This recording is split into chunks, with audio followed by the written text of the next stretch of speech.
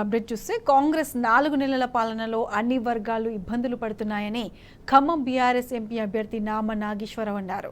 కాంగ్రెస్ ప్రభుత్వం చేతకానితనంతో సాగునీరు అందక పొట్టకొచ్చిన వరి పంట ఎండుతుందని మండిపడ్డారు.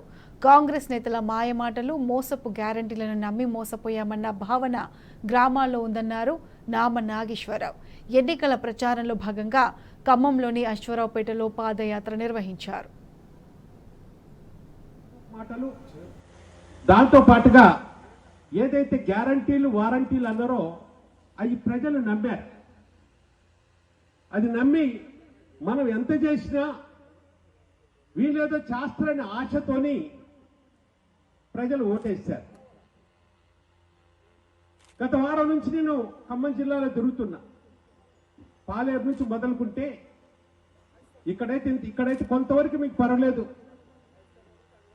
ఇంకా కొంత బోర్లకు నీళ్లు వస్తున్నాయి. కానీ అటుపక్క పరిస్థితి కనుక చూసినట్టయితే పొట్టకు వచ్చినటువంటి వరి పంటలు చాలా వరకు ఎండిపోయినాయి.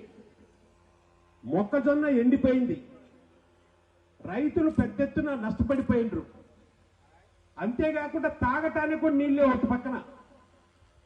తాగునీరుకి ఇబ్బందే, సాగునీరుకి ఇబ్బందే.